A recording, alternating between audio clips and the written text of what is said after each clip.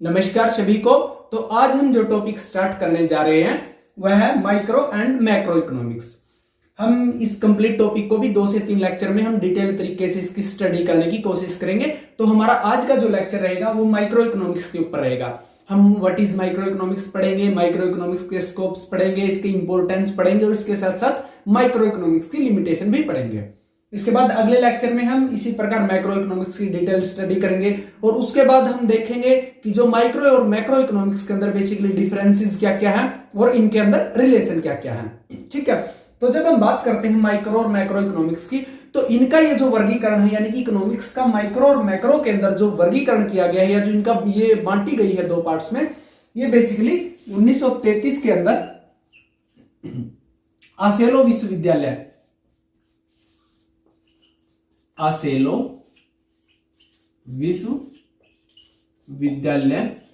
ये जो आसेलो विश्वविद्यालय बेसिकली नॉर्वे के अंदर ही है। ठीक है, यानी कि नॉर्वे के अंदर आसेलो विश्वविद्यालय के जो प्रोफेसर थे, प्रोफेसर रेगनर फ्रीज।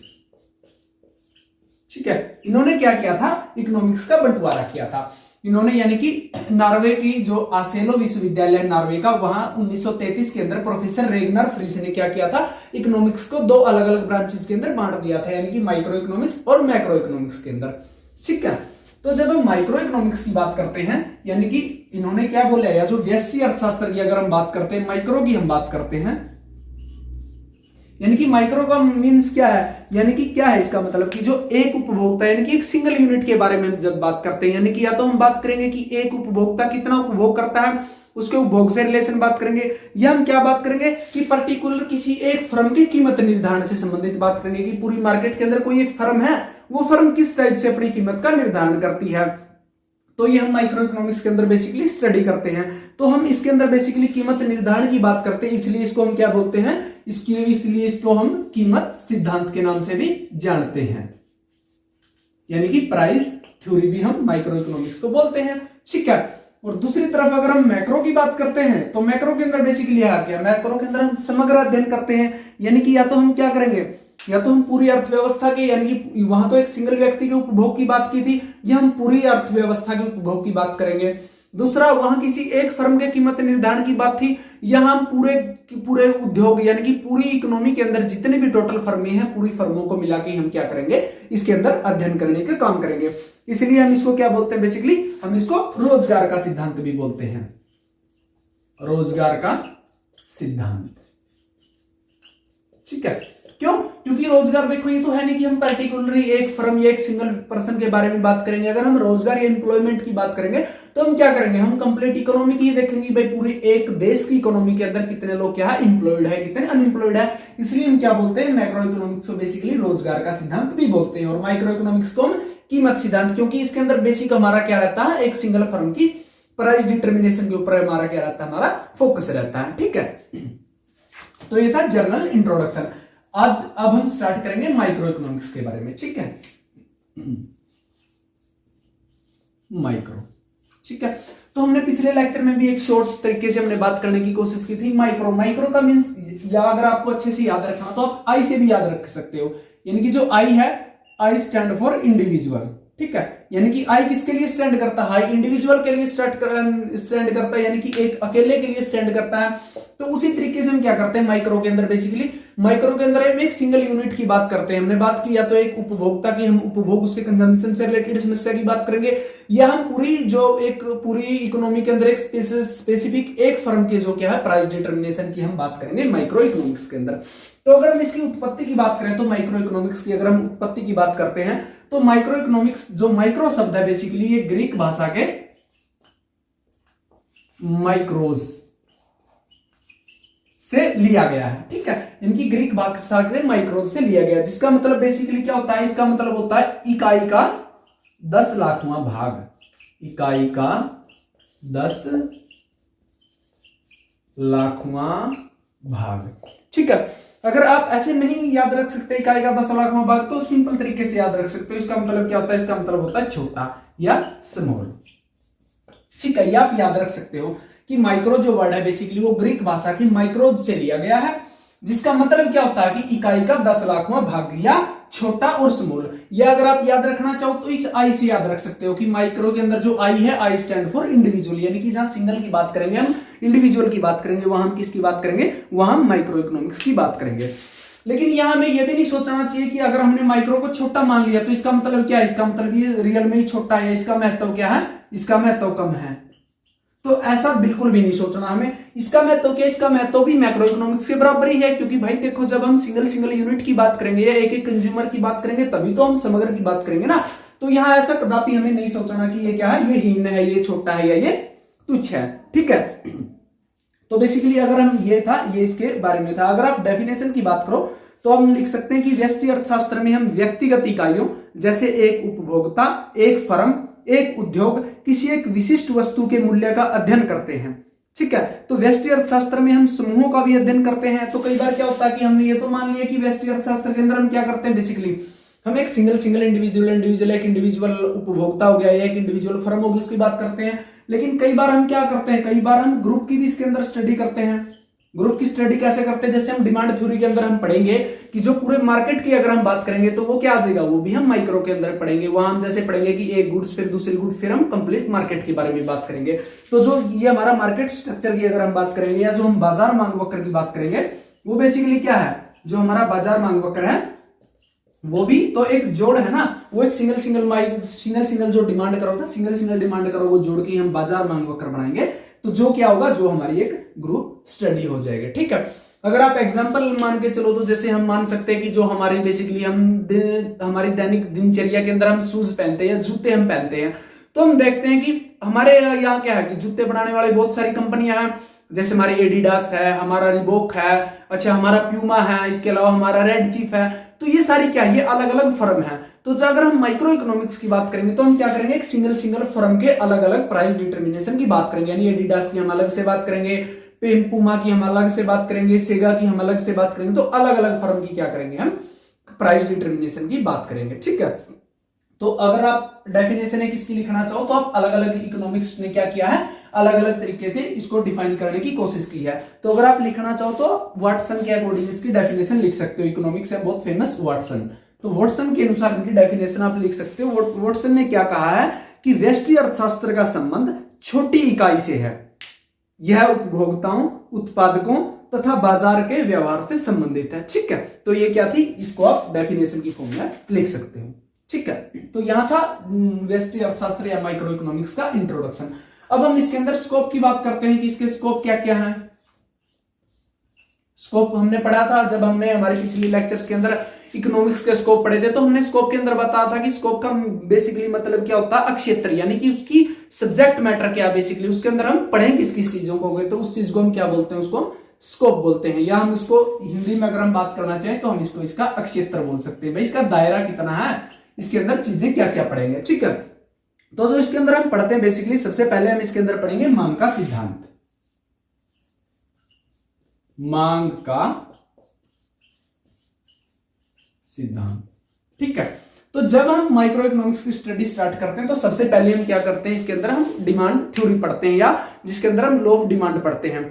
इसी के अंदर बेसिकली हम पढ़ेंगे कि बेसिकली क्या है कि कोई भी उपभोक्ता क्या है कि किसी भी वस्तु की बेसिकली क्या है, किसी भी गुड्स की या किसी भी सर्विस की डिमांड किस तरीके से डिटरमाइन होती है, यानी कि कौन से ऐसे फैक्टर हम आगे जाके पढ़ेंगे हमारे अगले लेक्चर में कि कौन से फैक्टर्स हैं वो डिमांड को किस किस प्रकार से इफेक्ट करते हैं, उसके ऊपर प्रभाव डालते हैं, प्राइस है, उसके अलावा अदर फैक्टर। तो ये सब हम किसके अंदर पढ़ेंगे, बेसिकली माइक्रो इकोनॉमिक्स के अंदर पढ़ेंगे। जब हमने मांग का सिद्धांत पढ़ लिया, हमने डिमांड पढ़ ली, तो इसके बाद हम बात करेंगे उत्पादन के सिद्धांत की, प्रोडक्शन की, उत्पादन का सिद्धांत, यहां हम बोलते हैं इसको थ्योरी ऑफ प्रोडक्शन। उसके बाद हम प्रोडक्शन की थ्योरी पढ़ेंगे, यानी कि हम ये देखेंगे कि हमें क्या है, यानी कि किस किस लॉ के अकॉर्डिंग हमें प्रोडक्शन करना है। जैसे हम प्रोडक्शन की थ्योरी की बात करते हैं, law of diminishing marginal utility की हम यहां बात करेंगे जाके। तो जो बेसिकली प्रोडक्शन की, यानी कि यहां क्या करेंगे हम थ्योरी ऑफ प्रोडक्शन, यानी कि अलग अलग जो हमारे उत्पादन से रिलेटेड जितने भी हमारे नियम, उत्पादन के घटते पैमाने के नियम हैं, जो इस प्रकार के जो हम नियम है, फैक्टर्स के नियम और स्केल के नियम, पैमाने के नियम, साधन के नियम, ये जो हम सारे के सारे नियम पढ़ेंगे उत्पादन से रिलेटेड, ये हम किसके अंदर पढ़ेंगे, माइक्रो इकोनॉमिक्स के अंदर पढ़ेंगे। ठीक है, उसके बाद हम इसके अंदर बात करेंगे कीमत निर्धारण के सिद्धांत की, कीमत निर्धारण का सिद्धांत। ठीक है, तो हमने उत्पादन का सिद्धांत पढ़ लिया, उत्पादन के सिद्धांत के बाद हम कीमत निर्धारण का सिद्धांत पढ़ेंगे, यानी कि हमने चीजें बना ली, बनाने के बारे में स्टडी कर ली, उसके बाद हम क्या करेंगे, उसको बेचेंगे मार्केट में जाके। तो उसके बाद हम बात करें कीमत निर्धारण की, हमें क्या करना है, किस किस जो हमारी गुड्स है, हमने जो भी गुड्स और सर्विसेज बनाई बेसिकली, उनका हम क्या करेंगे, किस किस हिसाब से उनका कीमत निर्धारण करना है। जैसे इसके अंदर हम अलग अलग मार्केट्स के अंदर पढ़ेंगे कि जो हमारी परफेक्ट मार्केट है, परफेक्ट कंपटीशन मार्केट है, उसके अंदर हम किस प्रकार से हम कीमत का निर्धारण करेंगे, मोनोपोली के अंदर हम किस तरीके से करेंगे, मोनोपोलिस्टिक के अंदर किस तरीके से करेंगे, और ओलिगोपोली के अंदर किस तरीके से करेंगे। इस प्रकार हम अलग अलग मार्केट स्ट्रक्चर की इसके अंदर हम स्टडी करेंगे, ठीक है। उसके बाद हम बात करेंगे साधन कीमत निर्धारण की, साधन कीमत निर्धारण, ठीक है। इसके अंदर हम क्या बात करेंगे, हम देखते हैं कि इकोनॉमिक्स के अंदर बेसिकली जब हम प्रोडक्शन करेंगे ना, हमने बात की, तो प्रोडक्शन करने के लिए हमें कुछ साधनों की जरूरत पड़ेगी, कुछ फैक्टर ऑफ प्रोडक्शन की जरूरत पड़ेगी। तो इकोनॉमिक्स के अंदर जो फैक्टर ऑफ प्रोडक्शन है बेसिकली लैंड, लेबर, कैपिटल और एंटरप्रेन्योर, तो हम उसके लिए क्या करेंगे, उनकी भी तो कीमत डिसाइड करेंगे ना, यानी कि हमने मार्केट के अंदर जो कीमत डिसाइड की थी हमारी गुड्स और सर्विसेज की, जिस कीमत पे हमने हमारी गुड्स और सर्विसेज बेच दी, यानी कि हमारे पास जो रेवेन्यू आया, उस रेवेन्यू का भी तो हम बंटवारा करेंगे ना, कि लैंड को उसके बदले उसका रेंट मिलेगा, लेबर को क्या मिलेगा, उसके बदले जो उसकी वेजेस मिलेगी, दिहाड़ी मिलेगी, कैपिटल के बदले इंटरेस्ट मिलेगा, और जो उद्यमी थे उनको प्रॉफिट मिलेगा। तो उसको भी हम क्या करेंगे, उसका भी हम निर्धारण करेंगे, उसका भी हम बंटवारा करेंगे, उसको हम कहते हैं साधन कीमत निर्धारण, ठीक है। उसके हम बात करेंगे साधनों का इष्टतम बंटवारा, साधनों का इष्टतम बंटवारा। तो ये भी हम बेसिकली क्या करेंगे, यही भी हम माइक्रो इकोनॉमिक्स के अंदर पढ़ेंगे कि हमें क्या करना है, हमने किस किस मतलब गुड्स और सर्विसेज के प्रोडक्शन के लिए कितने कितने साधन लगाना है, यानी कि कितना साधन किसी भी यानी कि कोई भी कंज्यूमर है, कंज्यूमर को क्या करना है कि कितना साधन लगा के उसको क्या करना, अपना कंजम्पशन फुलफिल करना। इसी प्रकार प्रोड्यूसर को किस किस टाइप से कितना कितना संसाधन लगा के या कितना कितना साधन लगा के उसको क्या करना है, उसको प्रोडक्शन करना है। और इसके बाद लास्ट में हम जाके पढ़ेंगे कल्याण अर्थशास्त्र, कल्याण अर्थशास्त्र यानी कि वेलफेयर इकोनॉमिक्स। वेलफेयर इकोनॉमिक्स के अंदर बेसिकली हम क्या पढ़ेंगे, यही पढ़ेंगे कि हम क्या कर सकते हैं, हम मैक्सिमम वेलफेयर कैसे कर सकते हैं किसी कंज्यूमर का। इसके अलावा क्या है कि हम सोसाइटी का मैक्सिमम वेलफेयर कैसे कर सकते हैं। तो इन सब चीजों की अगर हम बात करेंगे एक आदर्श इकोनॉमी के तौर पे, यानी कि एक हमारी क्या है, एक मॉडल, एक आदर्श इकोनॉमी को जब हम बढ़ाने की कोशिश करेंगे तो हम कल्याण को मैक्सिमाइज करना चाहेंगे हम, तो उसकी जो हम स्टडी करेंगे वो भी क्या करेंगे, माइक्रो इकोनॉमिक्स के अंदर करेंगे, ठीक है। तो ये बेसिकली माइक्रो इकोनॉमिक्स के स्कोप है, यानी कि ये क्षेत्र है जिन जिन चीजों की हम स्टडी करेंगे। मांग का सिद्धांत, उत्पादन का सिद्धांत, कीमत निर्धारण का सिद्धांत, साधन कीमत निर्धारण, साधनों का इष्टतम बंटवारा और कल्याण अर्थशास्त्र, ये सब चीजें हम इसके अंदर क्या करेंगे, बेसिकली स्टडी करने की कोशिश करेंगे या स्टडी करने का काम करेंगे। अब हम इसके बाद बात करते हैं इंपॉर्टेंस ऑफ माइक्रो इकोनॉमिक्स। हम माइक्रो इकोनॉमिक्स की इंपॉर्टेंस की बात करेंगे, यानी कि इसका महत्व क्या है भाई। जो हम ये माइक्रो रट लगाए बैठे कि हम माइक्रो के अंदर ये पढ़ेंगे, तो उसका महत्व क्या है, उसका इंपॉर्टेंस क्या अपने आप में, ठीक है। तो सबसे पहली बात है अर्थव्यवस्था की कार्य प्रणाली। अर्थव्यवस्था की कार्य प्रणाली। देखो भाई, सबसे पहले क्या होगा, अगर हम माइक्रो इकोनॉमिक्स की स्टडी करेंगे तो उसके अंदर ही तो बेसिकली क्या पता चलेगा हमें, हमारी जो इकोनॉमी है, इकोनॉमी की कार्य प्रणाली का पता चलेगा ना। यानी कि हमें यही तो पता चलेगा कि कौन सा क्या कर रहा है, उपभोक्ता किस चीज की डिमांड करने लग रहे हैं, जो अपने प्रोड्यूसर साहब उत्पादन में वो किस किस चीज का उत्पादन कर रहे हैं, किस तरीके से उत्पादन किया जा रहा है, यानी कि जो साधन की कौन सा साधन किस किस चीज के प्रोडक्शन में लगा हुआ है। तो इन जो सब चीजों का हम स्टडी करते हैं वो हम माइक्रो के अंदर ही करेंगे। तो ये क्या है, ये इसका बेनिफिट है हमारे लिए, अर्थव्यवस्था की कार्य प्रणाली। यानी कि कोई भी अर्थव्यवस्था किस टाइप से काम कर रही है, जो सारी चीजें हम पढ़ेंगे ये, यानी कि कंज्यूमर लेवल पे, प्रोड्यूसर लेवल पे, तो इन सब जो लेवल पे हम चीजों को पढ़ने की कोशिश करेंगे तो वही क्या है, वही हमारे लिए इसका महत्व है या इसका इंपॉर्टेंस है, ठीक है। दूसरी बात आती है भाई भविष्यवाणी। भविष्यवाणी यानी कि बेसिकली इसके अंदर हम क्या करते हैं, हम माइक्रो इकोनॉमिक्स की स्टडी के बेस पे क्या कर सकते हैं, भविष्यवाणी कर सकते हैं। यानी कि अगर हमें पता लग गया कि कोई भी एक घटना घटी है तो उसके आधार पे हम बता सकते हैं कि दूसरी घटना कैसे घटेगी। जैसे माइक्रो इकोनॉमिक्स थी, थ्योरी ऑफ डिमांड की हमने बात की थी कि थ्योरी ऑफ डिमांड इसके अंदर पढ़ेंगे।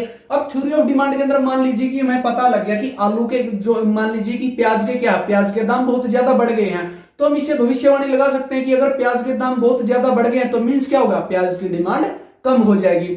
और अगर इसी प्रकार अगर हमें पता लग जाए कि जो क्या है, जो हमारे टमाटर की सप्लाई बहुत ज्यादा बढ़ गई है, तो टमाटर की सप्लाई बढ़ गई, इट मींस क्या, टमाटर के प्राइस कम हो जाएंगे।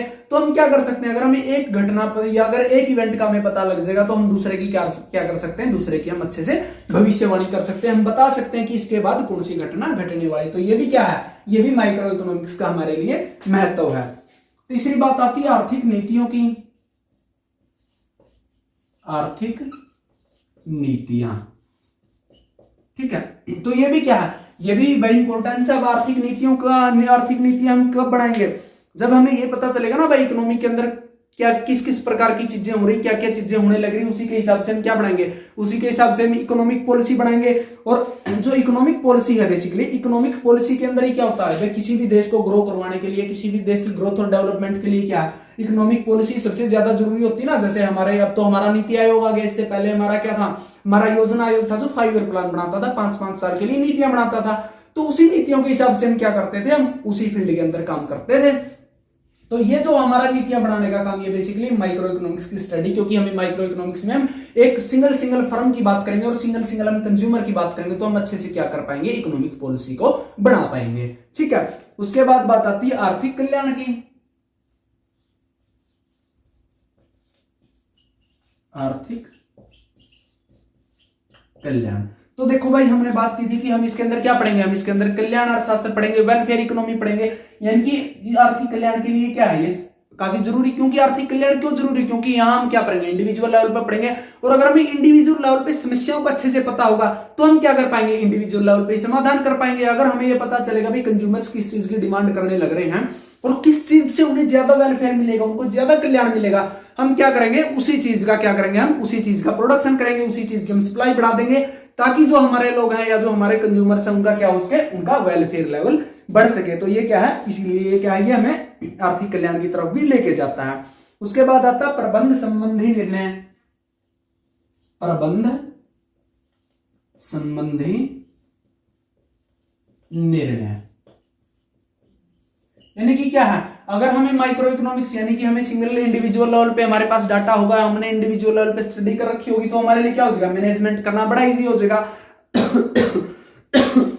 हमें क्या हो जाएगा, हमें इंडिविजुअल लेवल पे हम क्या कर सकते हैं, अच्छे तरीके से मैनेजमेंट कर सकते हैं। अगर मैनेजमेंट हमारा बेटर होगा तो हमारी कॉस्ट कम आएगी, अगर कॉस्ट कम आएगी तो हम क्या कर पाएंगे, प्रॉपर तरीके से प्रोडक्शन कर पाएंगे और हम ज्यादा बेनिफिट ले पाएंगे या ज्यादा प्रॉफिट हम कमा पाएंगे, ठीक है। उसके बाद आती है अंतरराष्ट्रीय व्यापार में सहयोग। अंतरराष्ट्रीय व्यापार में सहयोग यानी कि माइक्रो इकोनॉमिक्स क्या करता है, माइक्रो इकोनॉमिक्स इंटरनेशनल ट्रेड में भी क्या करता है भाई, हमारी बहुत हेल्प करता है। जैसे हमारा व्यापार से इसका जो असंतुलन आता है उसको लेके, या क्या जो हमारा विदेशी विनिमय दर को आदि, अगर हम इन चीजों को समझना अच्छे तरीके से, तो हमें क्या करना पड़ेगा, हमें सेपरेटली अगर हम चीजों को समझने की कोशिश करेंगे, इंडिविजुअल छोटे लेवल पे समझने की कोशिश करेंगे, तो हम चीजों को क्या कर सकते हैं, अच्छे प्रकार से समझ सकते हैं, अच्छे तरीके से एनालाइज कर सकते हैं। अगर अच्छे तरीके से हम एनालाइज कर पाएंगे या प्रॉब्लम को अच्छे तरीके से हम ढूंढ पाएंगे, तो हम क्या कर पाएंगे, सोल्यूशन भी उतने बेटर तरीके से कर पाएंगे। और उसके बाद लास्ट में आता है मॉडलों का निर्माण। मॉडलों का निर्माण वही बात है कि हमारे पास अगर डाटा प्रॉपर तरीके से होगा, अगर हमने प्रॉपर तरीके से स्टडी कर रखी होगी, तो हम क्या कर पाएंगे, अगर हम तो उसके बाद हम क्या कर पाएंगे, हम एक अच्छे तरीके से मॉडल बना पाएंगे। क्योंकि अगर देखो हमने सीधा ही समग्र रूप से या जो क्या है, जो पूरा मतलब कि पूरे समग्र लेवल पे हमने स्टडी कर ली, तो चीजें हमारे लिए काफी जटिल हो जाएंगी, काफी मुश्किल चीजें हो जाएंगी। लेकिन अगर हमने सेपरेट जैसे मान लीजिए कि पूरी एक इंडस्ट्री, जैसे शूज इंडस्ट्री कंप्लीट है, उसके अंदर बहुत सारी फर्में काम कर रही है, एडिडास अपना अलग कर रही है, जो हमारा रेड चिप अपना अलग काम कर रही है। अगर हम क्या कर पाएंगे, उनको अपने अपने एक मॉडल बनाने की, हम किस तरीके से ग्रोथ कर सकते हैं, किस तरीके से अपना प्रोडक्शन ज्यादा कर सकते हैं, किस तरीके से हम कॉस्ट को कम कर सकते हैं, तो वो क्या होगा, वो माइक्रो इकोनॉमिक्स के बेस पे ही अच्छे से बना सकते हैं, तो मॉडलों का निर्माण अच्छे से कर सकते हैं। तो ये बेसिकली हमारे लिए क्या माइक्रो इकोनॉमिक्स की कुछ इंपॉर्टेंस है, कुछ महत्व है कि अर्थव्यवस्था की कार्य प्रणाली को हम अच्छे से समझ सकते हैं, हम भविष्यवाणी अच्छे तरीके से कर सकते हैं, हम आर्थिक नीतियां प्रॉपर तरीके से बना सकते हैं, आर्थिक कल्याण को हम ज्यादा बढ़ा सकते हैं, प्रबंध संबंधी निर्णय हम बेटर ले सकते हैं, यानी कि मैनेजमेंट हम अच्छी कर सकते हैं, और अंतरराष्ट्रीय व्यापार में या इंटरनेशनल जो ट्रेड है उसमें भी ये क्या करता है, हमें सहयोग करता है, और इसके साथ साथ क्या मॉडलों का निर्माण बेटर तरीके से हम कर सकते हैं, ठीक है। अब हम बात करते हैं व्यष्टि अर्थशास्त्र की लिमिटेशंस के बारे में, या इसकी सीमाएं क्या है, सीमाएं या लिमिटेशंस। ठीक है, तो इसकी सीमाएं क्या है या इसकी लिमिटेशंस क्या है। तो सबसे पहले इसकी जो लिमिटेशंस है वो क्या है, ये एक स्टैटिक है, स्टैटिक, ये इसको हम बोल सकते हैं अगत्यात्मक। यानी कि माइक्रो इकोनॉमिक्स क्या है, माइक्रो इकोनॉमिक्स एक स्टैटिक पोर्शन है, एक अगत्यात्मक है, यानी कि डायनामिक नहीं, इसके अंदर कोई चेंज नहीं भाई, जो चीजें है वही चीजें क्या है इसके अंदर सेम सेम चली आ रही है। इसके अंदर क्या है, इसके अंदर बहुत सारे जो क्या है, अगर हम विश्लेषण करते हैं, एनालाइज करते हैं बेसिकली, अगर हम माइक्रो इकोनॉमिक्स के अंदर, तो हम बहुत सारे जो हमारे चर हैं, तो बहुत सारे चरों को हम फिक्स मान लेते हैं, हम स्थिर ही मान लेते हैं भाई। जैसे अगर हम डिमांड की थ्योरी पढ़ेंगे तो हम लगभग सारी चीजों को फिक्स ही मान लेंगे और सिर्फ प्राइस के अंदर चेंज आएगा, तभी हम डिमांड, लॉ ऑफ डिमांड की स्टडी करेंगे। तो इस वजह से क्या है, ये इसकी अपने आप में एक लिमिटेशन है कि एक स्टैटिक पोर्शन है। अगर चीजें चेंज होगी, हम चरों को फिक्स मान के चलते हैं, हम चरों के अंदर कोई बदलाव मान के नहीं चलते। जो दूसरी बात आती है गलत निष्कर्ष, गलत निष्कर्ष। ठीक है, जो गलत निष्कर्ष को यानी कि हमारे क्या है, रॉन्ग कंक्लूजन्स। अब रॉन्ग कंक्लूजन्स का मतलब क्या है कि माइक्रो इकोनॉमिक्स कुछ ऐसे कंक्लूजन हमें दे देती है जो इंडिविजुअल लेवल पे तो हमारे लिए ठीक अच्छी बात है, लेकिन अगर हम उसको पूरी इकोनॉमी के लेवल पे जब हम लागू करने की कोशिश करते हैं तो वो क्या हो जाते हैं, हमारे लिए नुकसानदेह हो जाते हैं। एक एग्जाम्पल मान के चलते हैं, जैसे जो हमारा माइक्रो इकोनॉमिक्स क्या कहती है, वो कहती है भाई सेविंग अच्छी बात है, हमें सेविंग बढ़ानी चाहिए, हर बंदे को सेविंग करनी चाहिए। ये बात भी अच्छी है ना भाई, एक सिंगल पर्टिकुलर आदमी को सेविंग करनी चाहिए, क्योंकि सेविंग करेगा तो जब फ्यूचर में उसे क्या होगी, जो उसके नीड होगी या कुछ इमरजेंसी उसको आएगी तो वो क्या कर सकता है, उसको स्पेंड कर सकता है। लेकिन अब यहां देखो, यहां दिक्कत क्या आएगी, माइक्रो लेवल पे तो अच्छी बात है सेविंग करना, लेकिन अगर पूरी कंट्री के सारे लोग ही सेविंग करना शुरू कर दे मान लीजिए, तो क्या होगा, अगर सारे लोगों ने सेविंग की, इसका मतलब क्या है कि कंजम्पशन कम हो जाएगा। अब सेविंग उसी इनकम से करेंगे, सेविंग ज्यादा कर ली, कंजम्पशन कम हो गया, उपभोग कम हो गया। अगर कंजम्पशन कम हो गया तो इट मींस क्या है कि जो भाई प्रोडक्शन कर रहे थे उनका प्रोडक्शन ऐसे धरा रह जाएगा ना, लोग खरीदेंगे नहीं। अगर प्रोडक्शन धरा रह गया तो वो और ज्यादा प्रोडक्शन नहीं करेंगे, यानी कि इंडस्ट्री बंद हो जाएगी। अगर इंडस्ट्री बंद हो जाएगी तो क्या हो जाएगा, वहां से वो क्या करेंगे, प्रोडक्शन बंद हो गए, वो लेबर को अपनी छुट्टी पे भेज देंगे, लोग और छुट्टी पे आ जाएंगे। अगर लोग छुट्टी पे आ गए तो उनकी इनकम भी कम हो जाएगी, वो खरीदारी और भी कम कर देंगे। तो इसी प्रकार क्या हो जाएगा, एक मंदी का सर्कल शुरू हो जाएगा। तो यहाँ क्या है, यहाँ जो माइक्रो इकोनॉमिक्स है वो हमारे लिए रॉन्ग कंक्लूजन निकालती है या गलत निष्कर्ष हमारे लिए निकालने का वो काम करती है। ठीक है, जो तीसरी बात है वो तीसरी बात है अवास्तविक मान्यताएं,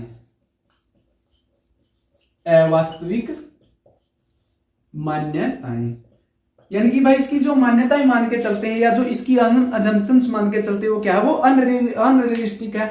जैसे क्या, सबसे पहले हम किसी भी थ्योरी के लिए मान के चलते कि फुल एम्प्लॉयमेंट है भाई, पूर्ण रोजगार है, यानी कि और ऐसा होता नहीं भाई, जो हमारी बेसिकली जो हमारी विकासशील देश है वहां क्या होता है, वहां पूर्ण रोजगार या फुल एम्प्लॉयमेंट की कंडीशंस होती नहीं।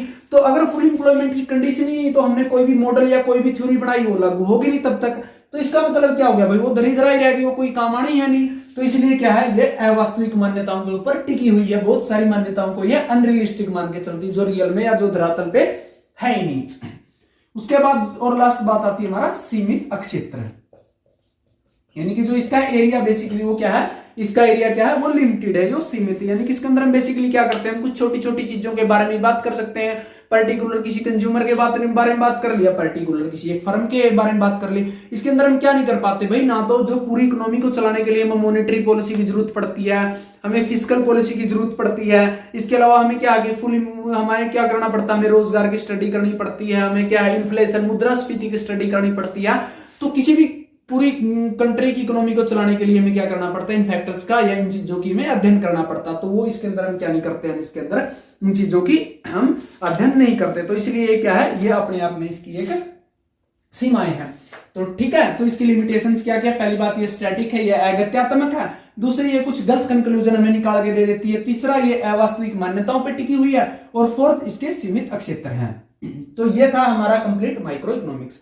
तो अंततः अगर आप कंक्लूजन लिखना चाहो तो आप कंक्लूड इन तरीकों से कर सकते हैं। प्रोफेसर बिलास के शब्दों में उन्होंने कहा है कि यद्यपि व्यष्टि अर्थशास्त्र उपयोगी है परंतु सिर्फ सिद्धांतों से चकाचौंध नहीं हो जाना चाहिए। यह अर्थशास्त्र के लिए विश्लेषण का उपकरण मात्र है जिसे इतिहास, सांख्यिकी तथा गणित जैसे अन्य उपकरणों से प्रयोग में लाना चाहिए। यानी कि प्रोफेसर बिलास क्या कह रहे हैं कि अच्छी बात है कि जो व्यष्टि अर्थशास्त्र हमारे लिए काफी उपयोगी है, लेकिन इसकी जो अच्छी अच्छी थ्योरी हमें दिख रही है उन अच्छी अच्छी थ्योरियों को देखिए हमें चकाचौंध नहीं हो जाना चाहिए, बल्कि जो ये क्या है, ये एक एनालाइट, जो ये हमारा माइक्रो इकोनॉमिक्स की जो थ्योरी है, ये विश्लेषण करने का एक उपकरण मात्र है। और इनको हमें क्या करना चाहिए, इनको हमें इतिहास, सांख्यिकी और गणित के साथ साथ इनको जोड़ के हमें क्या करना चाहिए, हमें स्टडी करना चाहिए, ताकि हम अच्छे तरीके से और बेटर हमारे क्या कर पाए, हम कंक्लूजन कर पाए। ठीक है, तो बेसिकली यही था हमारा आज का लेक्चर। तो उम्मीद है कि आपको लेक्चर अच्छे से समझ आया होगा। तो मिलते हैं नेक्स्ट वीडियो में, तब तक के लिए पढ़ते रहिए, सीखते रहिए। धन्यवाद।